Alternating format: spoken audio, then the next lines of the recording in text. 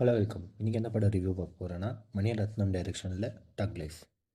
டெல்லியில் வந்துட்டு கமல் வந்துட்டு கேங்ஸ்டராக இருப்பார். அப்போது போலீஸ் வந்துட்டு ஒரு ஷூட் அவுட் நடப்பாங்க. அந்த ஷூட் அவுட்டில் ஒருத்தர் செத்துருவார். அவருக்கு வந்துட்டு ஒரு பையன் ஒரு பொண்ணு இருப்பாங்க. அப்போது கமல் போயிட்டு அந்த பையனை தத்தெடுத்து வளர்ப்பார். அந்த குட்டி பையன் தான் சிம்பு. சிம்பு வந்துட்டு எல்லாத்துக்கும் அவர் கூட இருப்பார். இதுக்கப்புறமா என்ன ஆச்சுன்னு தான் படத்தோட கதை. ஸ்டார்டிங் 15 மினிட்ஸ் ரொம்ப நல்லா வந்துச்சு படத்தில். கமலோட டிஏஜிங்கெல்லாம் ரொம்ப நல்லா பண்ணியிருந்தாங்க. கமலோட பர்ஃபார்மன்ஸ் எல்லாம் ரொம்ப நல்லா இருந்துச்சு படத்தில். அவரோட 100% எஃபர்ட் கொடுத்துருக்குறாரு. அதே மாதிரி சிம்புவும் அவரும் ரொம்ப நல்லா பண்ணியிருக்கிறாரு. ரொம்ப ஈஸியாக ஹேண்டில் பண்ணியிருக்கிறாரு. அவர் குத்த ரோலும் ரொம்ப நல்லா பண்ணியிருக்கிறாரு. அபிராமி அவங்களும் ரொம்ப நல்லா பண்ணியிருக்கிறாங்க. அபிராமிக்கும் கமலுக்கும் ஒரு எமோஷ்னல் சீன் வரும், அதுவும் ரொம்ப நல்லா பண்ணியிருக்கிறாங்க ரெண்டு பேரும். அப்புறமா த்ரிஷா வந்துட்டு ரொம்ப நல்லா பண்ணியிருக்கிறாங்க. படத்தில் அவங்க கேரக்டர் தான் கொஞ்சம் இன்னும் நல்லா பண்ணியிருந்துக்கலாமான்னு தோணுச்சு.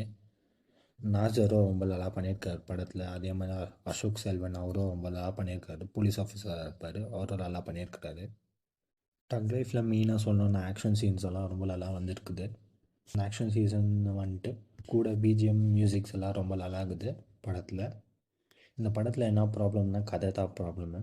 ஒரு நல்ல இம்பேக்ட் கொடுக்கல கதையில். இன்னொரு ப்ராப்ளம் என்னென்னா கேஸ்டிங்கு.